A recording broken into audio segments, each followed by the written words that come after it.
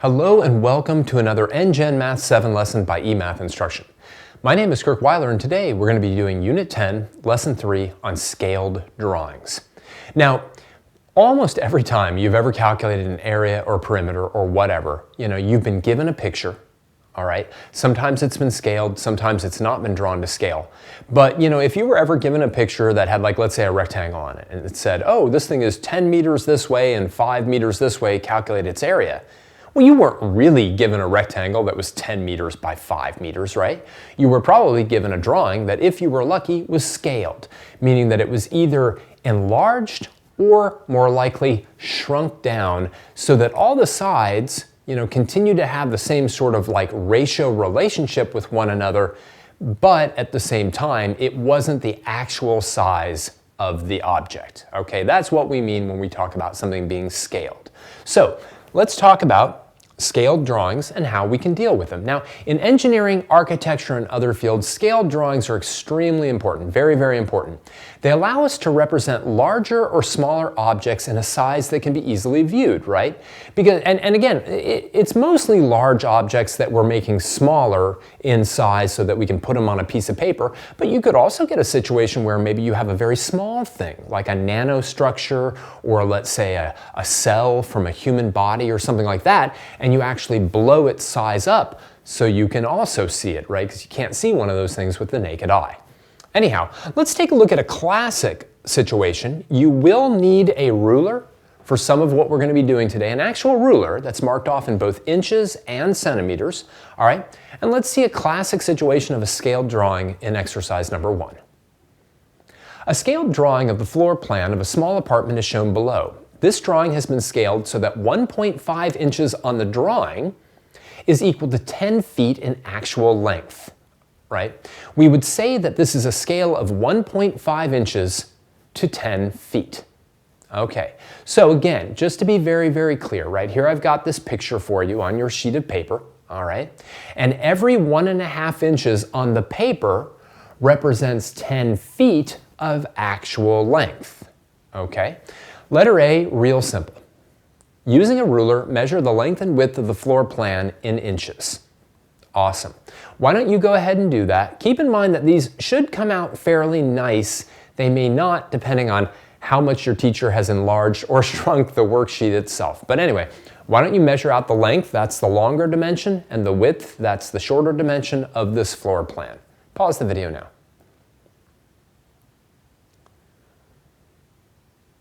All right, well, simple enough. Why don't we go with the long one first and then totally just lose everything? Here we go. Let's try that one more time. Let's bring this up.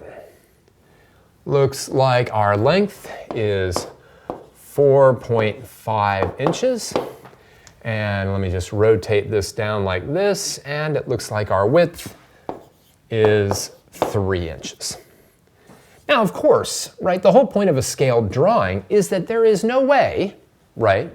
There is no way that we actually have a room that is 4.5 inches by 3 inches. That would be a teeny tiny room, right? It would not be a very big room.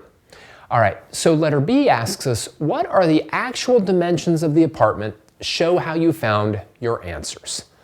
All right, well, I'd like you to pause the video now and think about this. Now, I've made the numbers work out, keeping in mind that 1.5 inches, let me bring it a little bit more on the screen, 1.5 inches on the picture is equal to 10 feet in the real world.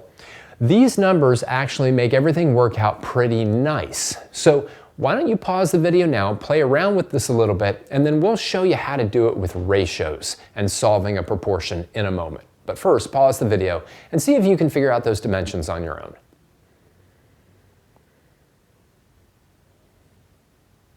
So, it might be easy enough for you to say, like with 3 inches, that 3 is twice 1.5.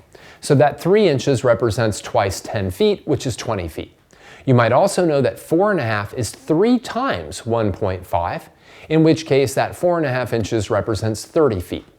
But let's take a look at how you can do it with ratios so that you don't have to kind of think about it that way. Let's start with the length, okay? And again, I want you to keep in mind that 1.5 inches is equal to 10 feet. So let's figure out the length. Here's what I would do. I would take my length, okay? all right, in feet, and I would divide it by my length in inches. And actually, I'm going to put feet up here by my L. I know that kind of looks a little bit weird. It looks like I've left something out. Anyway, so I've got my length in feet and 4.5 inches. Now, what do I know? Well, that's got to be the same ratio, right, as 10 feet to 1.5 inches. Okay, so if I've got 4.5 inches down here, I've got 1.5 inches down there. I've got L feet up here, and I've got 10 feet up here. That ratio, right, has to stay the same, 10 feet to 1.5 inches. I can now solve this either by cross multiplying, or even easier, I can just simply multiply both sides by 4.5. Right, so this really takes us back to our ratio unit.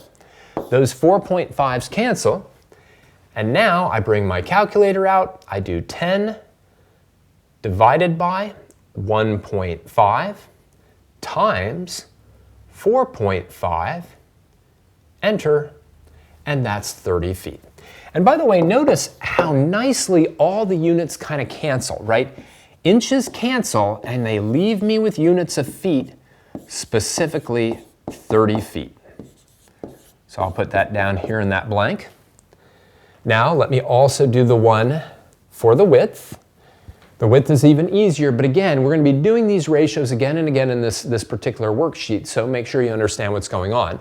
So I now say, well, my width is to 3 inches, right? My width in feet is to 3 inches as 10 feet is to 1.5 inches.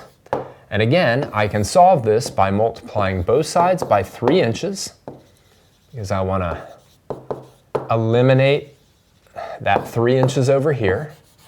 I can take my calculator out, type all of that in again. I'll skip all of that. We'll be doing that plenty, but I would get 20 feet, right? So I use my scale, specifically 1.5 inches to 10 feet, to set up proportions which I can then solve for my actual dimensions. And we'll do that again and again. Now maybe what you want to know about this particular room is maybe you want to know the actual floor area, right? And that's letter C. What is the area of the apartment in square feet? Well, why don't you go ahead and figure that out? You probably can do it in your head, but if not, of course, you can use your calculator. All right, well, we know that the area of a rectangle is its length times its width. So let me just bring this over here, bring this up a bit. Its area is 30 times 20, and that is 600 square feet. All right, that's it. And by the way, architects do this all the time. In other words, it's very often that an architect or perhaps a construction manager or somebody like that will have a set of blueprints. And those blueprints will have some kind of scale on them, all right? It might be 1 inch is equal to 15 feet, 1.5 inches is equal to 10 feet, 3 inches is equal to 20 feet. There'll be some scale, right? And then they will figure out all sorts of different lengths. We could even figure out, how big this is, how wide the doorway is, all sorts of different things by simply figuring out the length in inches and then using a proportion to convert it into feet. Let's keep going with this. Let's take a look at kind of a classic. Let's figure out the height of the Eiffel Tower, the Torah FF Exercise number 2. A scaled drawing of the Eiffel Tower is shown below. It has been drawn at a scale of 1 centimeter to 75 meters. Using a ruler marked in centimeters, determine the height of the Eiffel Tower to the nearest meter. All right, so what I'd like you to do is take out a ruler marked in centimeters, use that to figure out the height of the Eiffel Tower in centimeters, which is, on the picture that is, in centimeters, and then use our scale, i.e. 1 centimeter to 75 meters, to figure out how tall the Eiffel Tower is to the nearest meter. Pause the video now and go ahead and do that.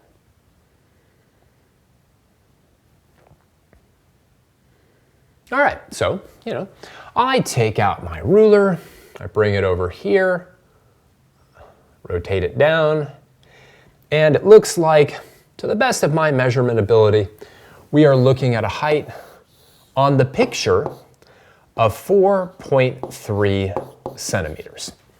All right, so that's my height in centimeters on the picture.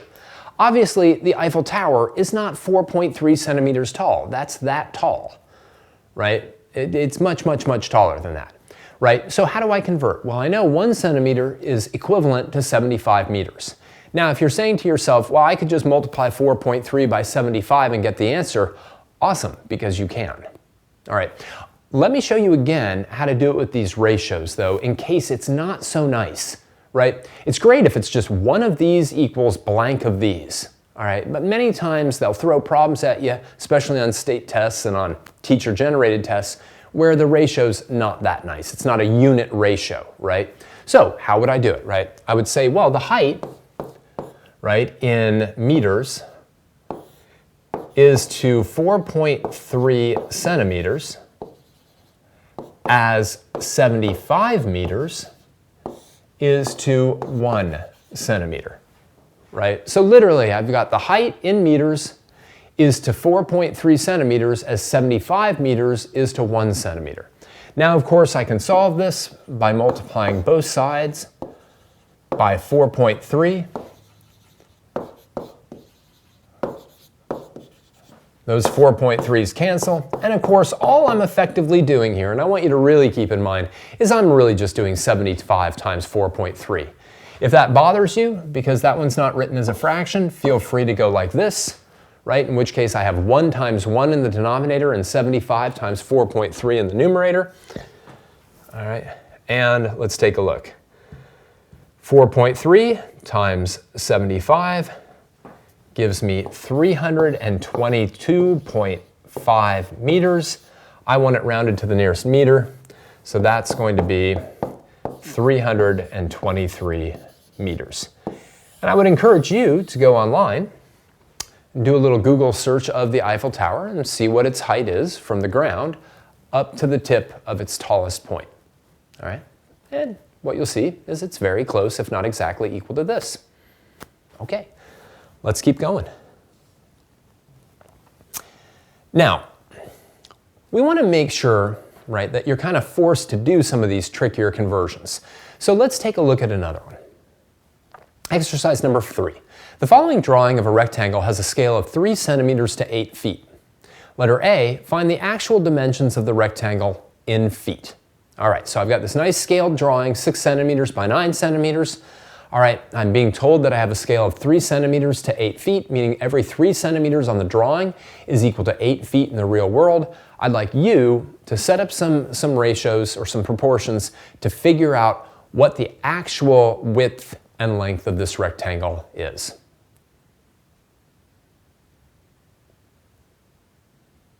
All right, so let's do the length, right? So I can say the length is to 9 centimeters as 8 feet is to 3 centimeters. All right, 8 feet is to 3 centimeters. I'm going to multiply by 9 on both sides. And here I can do 3 goes into 9 3 times, and my length is 24 feet. All right, we can do the same for the width. I can say the width is to 6 centimeters as 8 feet is to 3 centimeters. I can multiply both sides by 6. Those cancel. 3 goes into 6 2 times. And the width is 8 times 2, or 16 feet. All right, so I've got a length of 24 feet and a width of 16 feet. Letter B, what are the perimeter and area of the actual rectangle? All right, so my actual rectangle has a length of 24 feet and a width of 16 feet. Why don't you go ahead and find both the perimeter and the area of the actual rectangle and make sure to include proper units.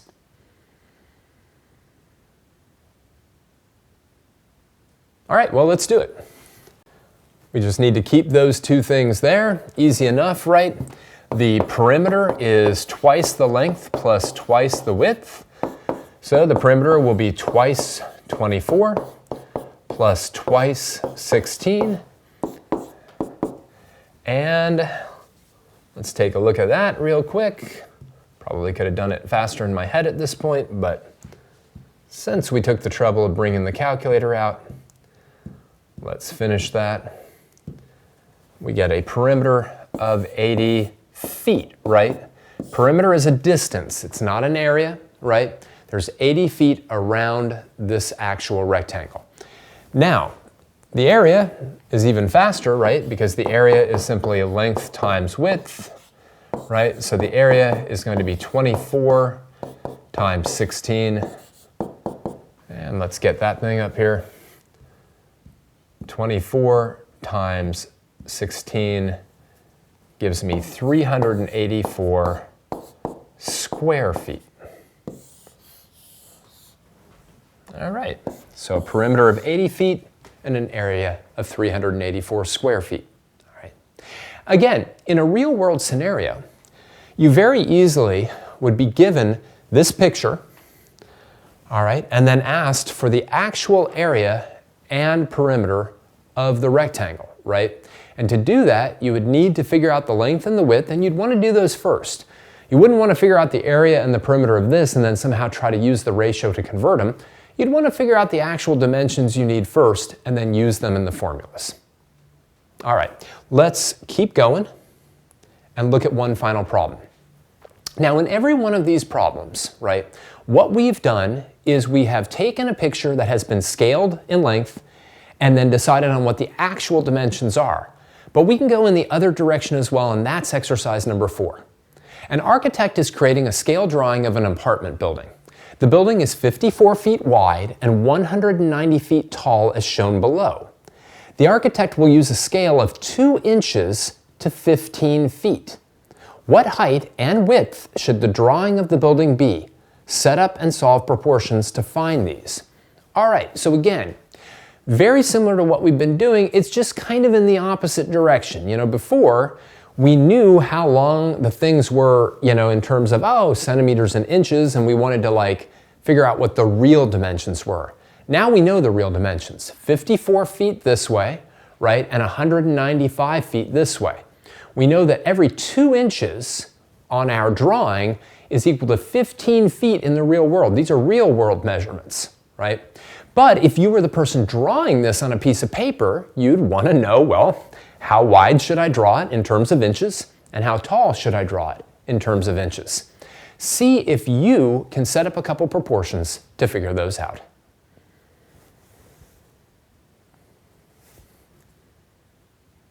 All right, well, why don't we start with the height of 195 feet? So I want the actual height of the drawing, right? So I'll say h is to 195 feet as 2 inches is to 15 feet, right? All I have to do is make sure that, right, if I want my drawing height in inches, so that's inches, this should be inches. If that's feet, that should be feet. And now I solve it just like I have been doing. So I'm going to multiply both sides by 195. That'll cancel. I'll bring my calculator out to make it easy. 2 divided by 15 times 195. And it looks like the height of my drawing should be 26 inches. By the way, if you think that that's pretty tall, you know, a lot of blueprints, right, are on very big sheets of paper. Right? They even have specialty printers to print them out because blueprints tend to be very, very big. So you could easily have a picture where the building height is slightly over 2 feet, right? 26 inches. All right, let's figure out the width. That one's not going to turn out to be quite as nice, but it's still going to be fine.